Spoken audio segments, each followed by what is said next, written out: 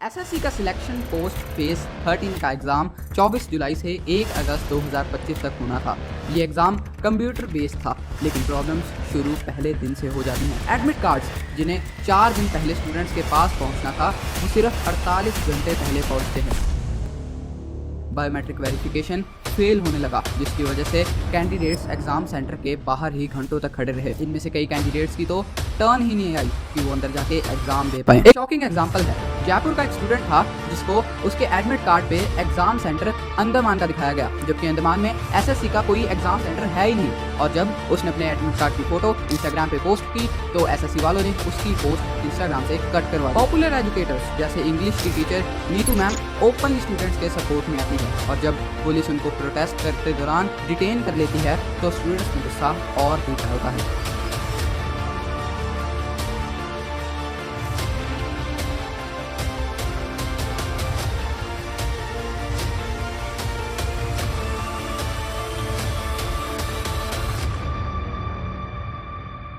Hey guys, सोचिए आप 1 साल से एक एग्ज़ाम की तैयारी कर रहे हो।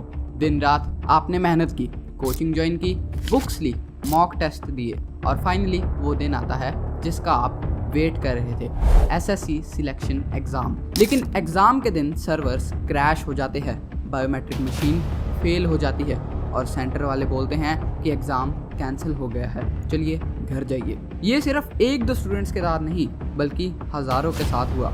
सोशल मीडिया पे एक ही हैशटैग ट्रेंड कर रहा है, एसएससी मिस मैनेजमेंट, और फिर शुरू होता है एक ऐसा प्रोटेस्ट जो दिल्ली तक पहुंचता है।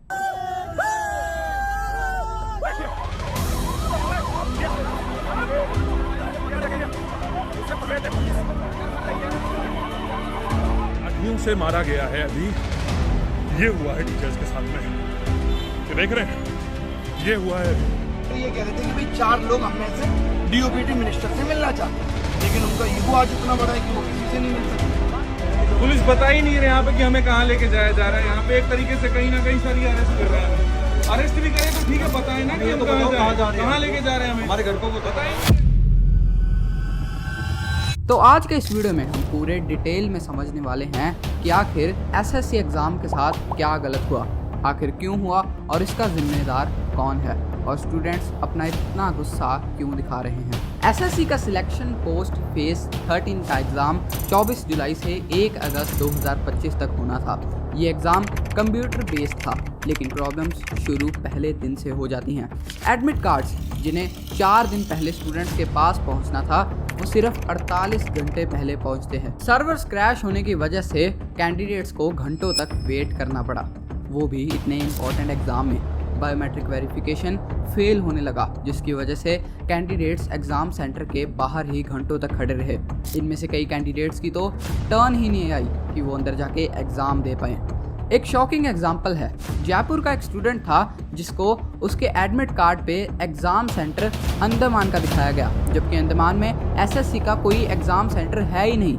और जब उसने अपने एडमिट कार्ड की फ़ोटो इंस्टाग्राम पे पोस्ट की तो एसएससी वालों ने उसकी पोस्ट इंस्टाग्राम से कट करवा दी। अब जब प्रॉब्लम्स 1-2 नहीं बल्कि नेशन वाइड होने लगी तो स्टूडेंट्स ने भी अपनी बातों को सोशल मीडिया पे डालना शुरू किया। हैशटैग एसएससी मिस मैनेजमेंट तेजी से ट्रेंड करने लगा। पॉपुलर एजुकेटर्स जैसे इंग्लिश की teacher Neetu ma'am openly students के सपोर्ट में आती है, और जब पुलिस उनको प्रोटेस्ट करते दौरान डिटेन कर लेती है तो स्टूडेंट्स में गुस्सा और भी फैलता है। उन्होंने इमीडिएटली पूरा पुलिस फोर्स बुलाया है और आते ही एकदम स्टैम्पिड सा कंडीशन हुआ। मेरे बगल में जो टीचर खड़े थे उनको इतना तेज चाटा मारा गया, इतनी बुरी तरह से ढकेला गया, मैं दूसरे को पकड़ के मैं किनारे लगी। हमने बच्चों को नहीं बुलाया था, कोई हंगामा खड़ा करना हमारा मकसद नहीं था। बस सिर्फ ये चाहते थे कि आपकी सोच बदले और एक फेयर तरीके से एग्जाम हो और बच्चों को एक फेयर मौका मिले अपने आप को साबित करने का, और जिस नौकरी के काबिल वो नौकरी उन्हें मिले। अब सोचिए, आपने अपना पूरा स्केड्यूल इस एग्ज़ाम के हिसाब से बनाया था, travel tickets, hotel stay, food सब मैनेज किया, और एग्ज़ाम के दिन आपको पता चला कि आपका एग्ज़ाम पोस्टपोन या फिर कैंसिल हो चुका है, तो क्या आप फ्रस्ट्रेट नहीं होंगे? अब तक 55,000 से ज़्यादा कंप्लेंट्स एसएससी को मिल चुकी हैं, और स्टूडेंट्स का कहना है कि उनका ये साल मेहनत में वेस्ट हो गया।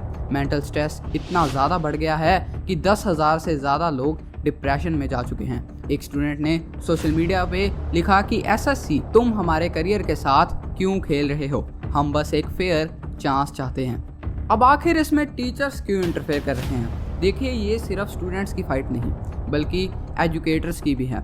सारे एजुकेटर्स चाहते हैं कि स्टूडेंट्स को ट्रांसपेरेंसी मिलनी चाहिए। अब प्रोटेस्ट हुए दिल्ली के जंतर मंतर में काफ़ी पीसफुल तरीके से, लेकिन पुलिस ने बैरिकेड्स लगाए और लाठी चार्ज किया। इसका वीडियो वायरल हुआ जिसमें स्टूडेंट्स स्लोगन्स चिल्ला रहे थे और टीचर्स पुलिस के सामने खड़े थे। शामिल है, तुरंत उनको हटाया जाए और इस कंपनी का ठेका छीना जाए। हमें शांतिपूर्वक तरीके से प्रदर्शन कर रहे हैं, शांतिपूर्वक तरीके से प्रदर्शन को चलने दें और मंत्री इधर आए और बच्चों की बात सुने। सर, हम टीचर्स ये बिल्कुल नहीं चाहते हैं कि हम यहाँ पर रोज खड़े होकर धरना दें। हम भी चाहते हैं मामला शांत हो, बच्चे पढ़ाई करें और हम भी अपनी पढ़ाई करवाएं और वो जाए अपना भविष्य बनाए। अब आखिर दिल्ली चलो कैंपेन का क्या मतलब है? 31 जुलाई को दिल्ली चलो कैंपेन लॉन्च होता है। हर स्टेट से स्टूडेंट्स आते हैं एसएससी ऑफिस और जंतर मंतर में प्रोटेस्ट करने के लिए। उनके पोस्टर्स पर लिखा होता है दैट वी नीड जस्टिस और एसएससी वांट्स अकाउंटेबिलिटी। कुछ स्टूडेंट्स के हाथ में उनकी एसएससी की सब्जेक्ट बुक्स थी जो साइलेंटली मैसेज दे रही थी कि हम सिर्फ पढ़ाई करना चाहते हैं, पॉलिटिक्स नहीं। अब प्रेशर बढ़ने के बाद एसएससी के चेयरमैन का स्टेटमेंट आता है और वो कहते हैं कि एग्ज़ाम कैंसिल नहीं हुआ, ये सिर्फ 2500 कैंडिडेट्स के लिए दोबारा रीसेट होगा और बाकी 10,000 कैंडिडेट्स का क्या कोई नहीं जानता। उन्होंने टेक्निकल फॉल्ट का सारा दोष वेंडर की ओर पे डाल दिया और गवर्नमेंट ने कहा कि हम एक कमेटी बनाएंगे जो इन्वेस्टिगेट करेगी कि फॉल्ट कहाँ हुआ और प्रॉमिसेस दिए गए कि अगली बार एग्जाम्स बिल्कुल ट्रांसपेरेंट तरीके से होंगे। मतलब फिर अगली बार की बात करने लग पड़े। इस बार का क्या, जो 10,000 बच्चों की मेहनत बर्बाद हुई उसके बारे में सरकार कोई बात नहीं कर रही, बस एसएससी और गवर्नमेंट अगली बार के बारे में बोले जा रहे हैं। अब सबसे बड़ी बात, ये एग्ज़ाम कंडक्ट करवाया गया एक्विडिटी के द्वारा। अब देखिए, एसएससी के पास खुद का कंप्यूटर सर्वर नहीं है कि वो एग्ज़ाम्स कंडक्ट करवा सके, तो वो किसी थर्ड पार्टी कंपनी से एग्ज़ाम्स कंडक्ट करवाते हैं और इस साल ये एग्ज़ाम कंडक्ट करवा रही थी एक्विडिटी कंपनी, जो पिछले 3 साल से एसएससी के एग्ज़ाम्स को कंडक्ट करवा रही है और इनका रिकॉर्ड इतना खास अच्छा नहीं है। जब से एक्विडिटी ने ये शेयर लिया है कि वो एग्ज़ाम्स को कंडक्ट करवाएंगे, तब से पेपर लीक्स और सिस्टम क्रैश जैसी चीज़ें नॉर्मल हो चुकी हैं। अब मीडिया में भी बार बार यही बात आ रही है कि एसएससी ने वेंडर सिलेक्शन में स्ट्रिक्ट वेरिफिकेशन क्यों नहीं की, और अगर यूपीएससी लेवल एग्जाम्स में भी यही सिस्टम हुआ तो फ्यूचर में और भी प्रॉब्लम्स आ सकती हैं। अब आखिर वो स्टूडेंट्स क्या करें जो अगले साल एसएससी का एग्ज़ाम देने की तैयारी कर रहे थे? उनके लिए अभी स्टूडेंट्स के पास काफ़ी ऑप्शंस हैं। पहली बात, अपना प्रिपरेशन कंटिन्यू रखना चाहिए, रीसेट का वेट करना चाहिए और एसएससी के ऑफिशियल अपडेट्स रेगुलरली चेक करने चाहिए। और कुछ लीगल एक्सपर्ट्स का कहना है कि अगर स्टूडेंट्स चाहे तो वो कलेक्टिव लीगल कंप्लेंट कर सकते हैं एसएससी की वेबसाइट पे। अब ये प्रोटेस्ट सिर्फ एक एग्ज़ाम का नहीं था, ये सिस्टम को सुधारने की आवाज़ थी। यूथ का यूनाइटेड होना एक साइन है कि वो चुप नहीं बैठेंगे और अगर एसएससी इससे लेसन ले तो फ्यूचर में एग्जाम्स का स्टैंडर्ड इम्प्रूव हो सकता है। अब स्टूडेंट्स के लिए ये मैसेज है कि अपनी फाइट पीसफुली रखो और पढ़ना मत छोड़ना। और टीचर्स के लिए स्टूडेंट्स का सपोर्ट सिर्फ क्लास में नहीं, ग्राउंड लेवल पे भी किया जाए और एसएससी के लिए वेंडर वेरिफिकेशन और सिलेक्शन का प्रोसेस ट्रांसपेरेंट बनाया जाए। अगर आप भी कोई एस्पिरेंट हो तो अपना एसएससी एग्जाम का एक्सपीरियंस कमेंट में ज़रूर लिखना। ये वीडियो को शेयर कीजिए ताकि सिस्टम तक स्टूडेंट्स की आवाज़ पहुंच सके और सब्सक्राइब कीजिए क्योंकि लड़ाई अभी शुरू ही हुई है। अब एसएससी इस पे क्या एक्शन लेगा कोई नहीं जानता। तब तक के लिए बाय।